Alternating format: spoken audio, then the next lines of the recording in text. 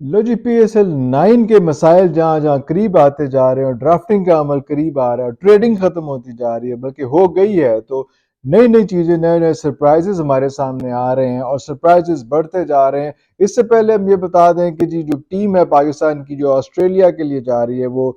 Dubai पहुंच गई और दुबई से भी जो है आगे चली जाएगी और उसके बाद फिर आगे के मसाइल शुरू होंगे। लेकिन आपको साथ साथ ये बताया चले, जो उन्होंने पीसीबी ने मेरे खुद ही ये तस्वीरें जो है वो वीडियो पूरी लॉन्च की है, जिसमें उनकी फैमिलीज जा रही हैं और सब अपनी बेगमात के साथ जो है गाड़ी में बैठ रहे हैं और वो पीसीबी से निकल रहे हैं और जा रहे हैं। ये मेरा ख्याल है कि थोड़ा सा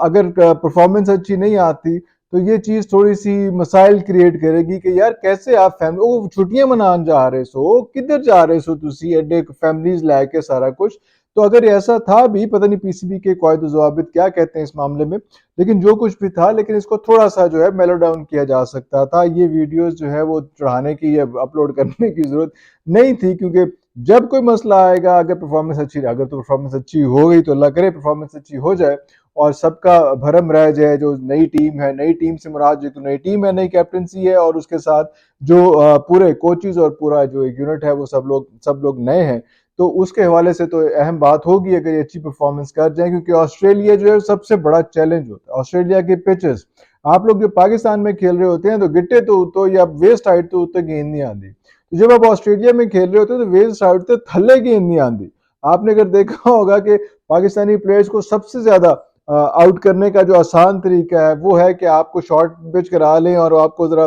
फुल लेंथ बॉल कराएं, तो आपको बिल्कुल अल्हम्दुलिल्लाह आप बिल्कुल नहीं गेंद पकड़ सकते और आप आराम से, ये यहाँ पे बड़े से बड़ा हमारा प्लेयर बाबर आजम तक जो है वो गेंद को फड़ा देता है इधर, ये कॉर्नर पे उधर कॉर्नर पे। हमारे जो अभी नो ब्याता यंग मैन है,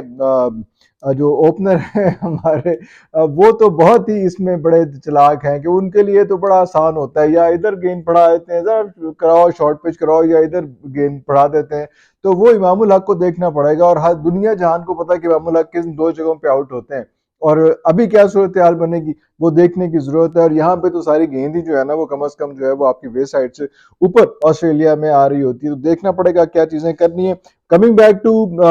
द इशू ऑफ पीएसएल 9 में जो मेन जो ड्राफ्टिंग से पहले के जो मेन बड़ी हुई है, ट्रेडिंग हुई है, वो हम एक्सपेक्ट नहीं कर रहे थे। हालांकि आमिर की ट्रेडिंग का जिक्र हो रहा है, हम उसके नसीम शाह की ट्रेडिंग का जिक्र हो रहा है। मुझे लग रहा है कि नसीम शाह ट्रेडिंग में नहीं जाएंगे। अब तो ये सूरत हाल बन रही कि नसीम शाह चाहेंगे कि मैं ड्राफ्टिंग में जाऊँ, मुझे ड्राफ्टिंग में जो पिक कर ले वो भी एक सूरत हाल करीब आ रही है और उसमें कुछ चाहमगोइयाँ भी हो रही हैं। लेकिन सबसे बड़ी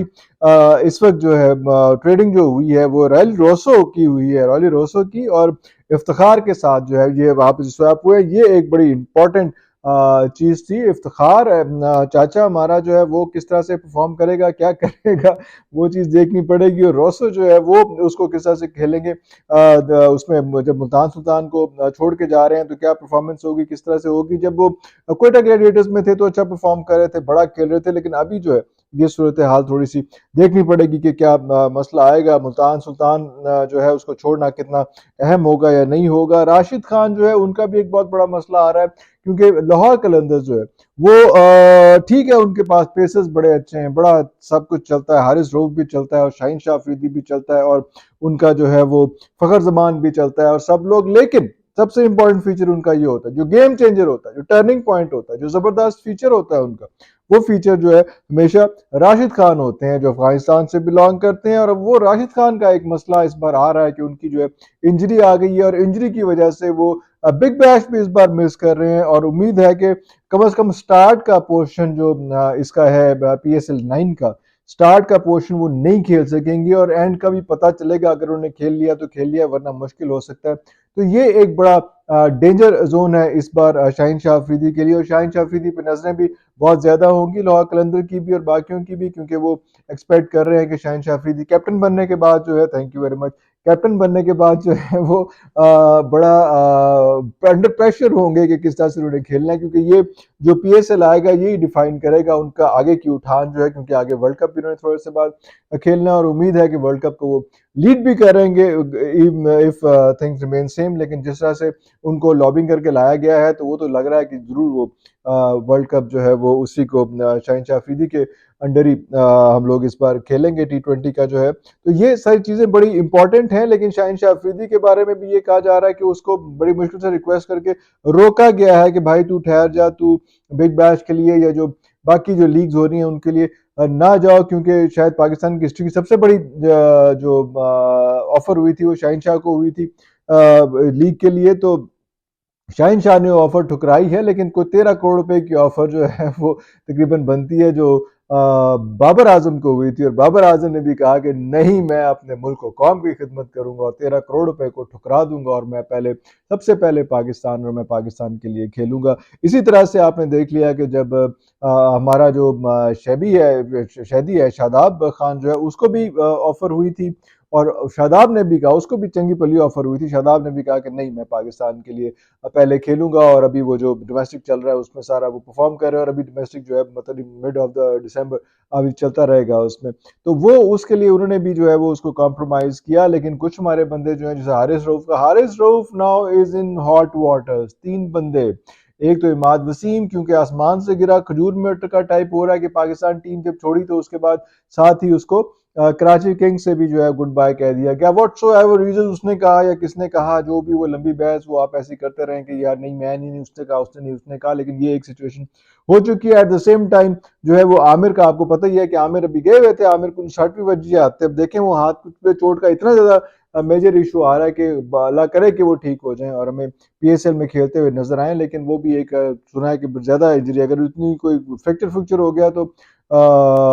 खुदा ना खास्ता में वो PSL के अंदर नजर नहीं आएंगे। इसी तरह से हारिस रऊफ ने अपने आप को जो है ना ऐसे करके स्पॉटलाइट करा लिया है कि यार भाई नहीं, मैं भी जो है वो पाकिस्तान की बजाय मैं फॉरेन जो लीग्स हैं उसमें खेलना ज़्यादा पसंद करूंगा, जो उनको फंसा भी देगी, जो मुश्किल क्रिएट कर देगी उनके लिए, जो काफ़ी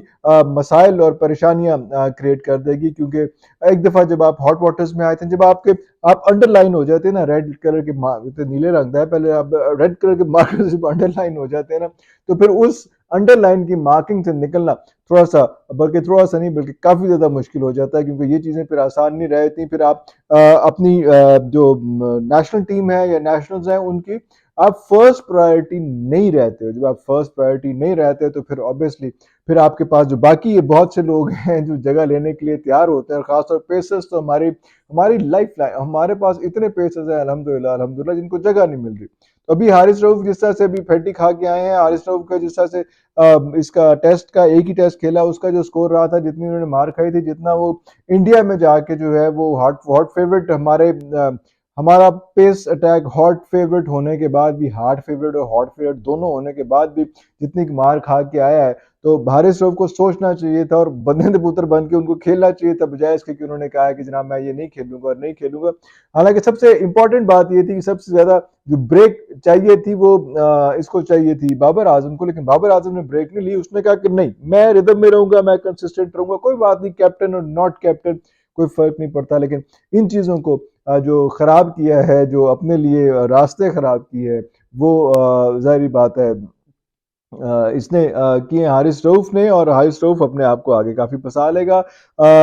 नसीम शाह जो है वो उसने अजीब हरकत किया। नसीम शाह कोई बात नहीं, ड्राफ्टिंग में जा रहा है, वो उसकी मर्जी है, जैसे भी हो उसमें, क्योंकि वसीम ने भी चाहा था कि ड्राफ्टिंग में जाके मुझे पिक किया जाए, ऐसे मुझे ट्रेडिंग के अंदर ना आए। चलो अच्छी बात है, जिसने भी मशवरे दिए अच्छे मशवरे दिए शायद उसमें, लेकिन नसीम शाह जो है वो ये देखना पड़ेगा कि अभी तक फुल पेस में नहीं है। और मेरा नहीं ख्याल, मुझे मेरा अपना ये गट फीलिंग है, मेरा अपना ये आइडिया है, जैसे शाहीन शाह अफरीदी अभी तक उस रिदम में, उस उठान में नहीं आ सका जो अपने इंजरी के बाद, तो नसीम शाह के लिए इट्स टू अर्ली कि वो विकेट टेकर तो है, वो पेसर तो है, वो जबरदस्त चीज है, उसमें वो गेम चेंजर है। लेकिन इस सिचुएशन में, इस सूरत हाल में जहाँ पे ऐसे आगे मसाइल खड़े हुए, जो बिल्कुल अभी जो मैं तो ये कहूंगा कि आपका सर पे खड़ा हुआ है ये वर्ल्ड कप, या उससे भी पहले ये जो हमने खेलना है PSL, तो ये मेरा नहीं ख्याल कि नसीम शाह को बहुत ज्यादा चेंजेस कर पाएगा, बहुत ज्यादा उसमें अच्छी डेवलपमेंट कर पाएगा। लेकिन चलो या किस्मत या नसीब, अल्लाह सबके नसीब अच्छे करे। और अगले वीलॉग तक के लिए पाकिस्तान जिंदाबाद।